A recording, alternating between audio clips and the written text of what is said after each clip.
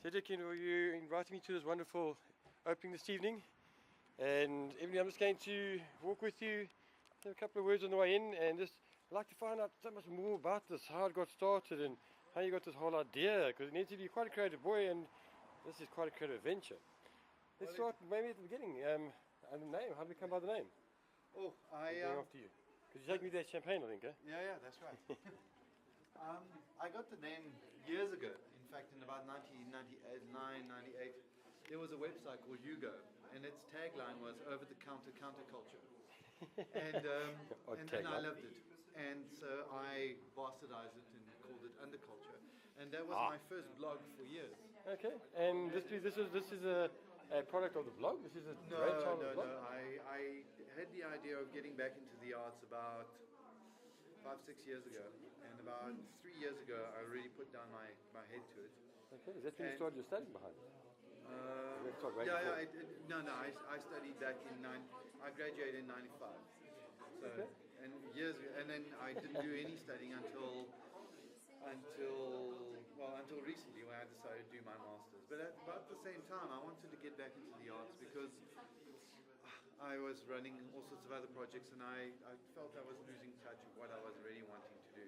Inside yourself, and probably the skeleton of this is art. Yeah, very much. The very basic of it. And I wanted to address a real lack. You see, for myself and for many other artists, and this is a problem specific to PE. Yeah. In the other centres, there seems to be a structure to support young and upcoming artists. Okay, in PE you find it lacking a bit. It doesn't exist, So especially if you're out of kilter. You know, if you're not in the norms.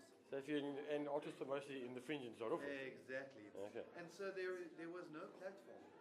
And it was self-fulfilling and self-feeding, because what would happen is that the artists would then leave, go to Cape Town and Joburg, and then people would point back and go, oh, but there's nothing in PE because nobody's staying here. It was from PE.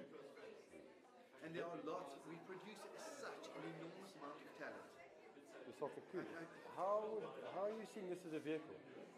The talented people can now have a space where they can need to be What we want to do is bring artists from around the country to PE and showcase the artists of PE and the Eastern Cape and Nelson Mandela. Exactly like the scenes when you've got an outside artist and a local artist next to each other side by side. That's right. And both getting exposure. That's right. And what we want to do is show the town and show the country and in fact the world that there's stuff happening here, important, meaty stuff in terms of the arts. You and I share a very similar outlook, because I believe that one day the world will look back and go, follow there. Yeah, no, exactly. So about 3 years ago I started working, doing the research, looking at whether this instinctive gut feeling of this particular niche existed. Okay. And so we put in business plans, we got funding, and we went through the whole process of. So it's actually quite an involved thing.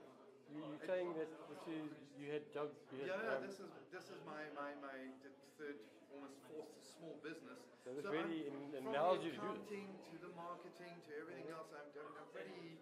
You've got all the jack of many trades. I've got skill sets that actually allow me to support this. So I've got a foot in the business and a foot in the arts, which So you look back at your timeline and go, they're all meant for this.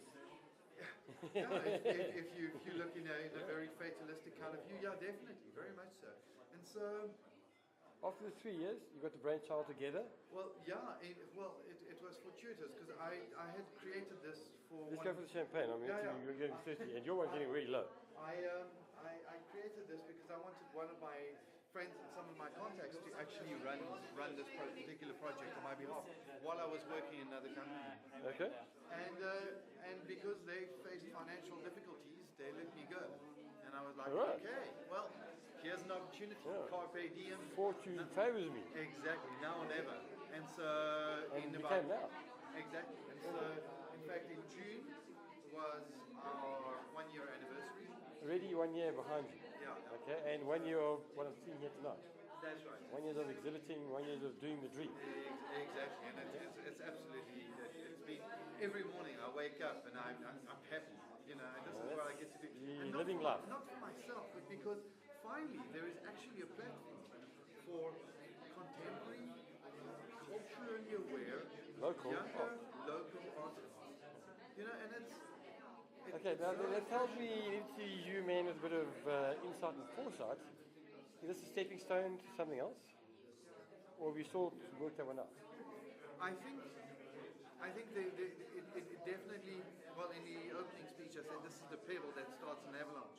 I don't want this can't be the avalanche. This can't be all that there is, but it's a step in the right direction.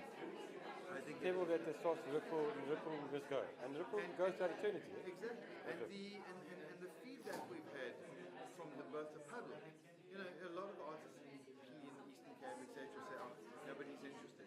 Well, because when these came, we look down, but no, now they've But they changed, are interested. and now they're starting to come here, Exactly. and interest is starting to grow.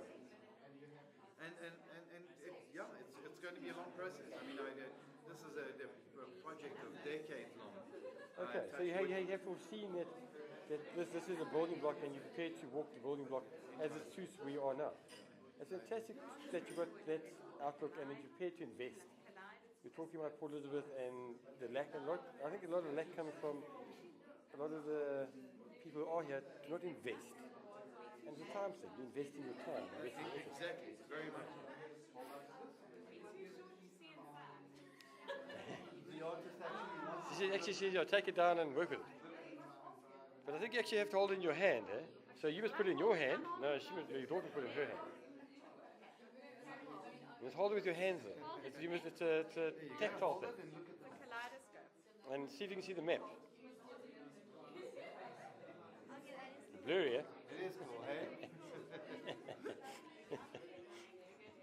So all the toys that you see on exhibit, you must take them and you tactile with them and put them back in different ways. There's experience that they're affording us today. No. I would like to, actually, I'm looking around here and it's beautifully busy. I think you need to go and engage, and with some of that energy you're giving me, I think you can spread amongst them. Thank you so much for your time. And as usual, it's an honor spending some time with you. The dream that you're walking, I'm going to be recording it. Thank you so much, Paul.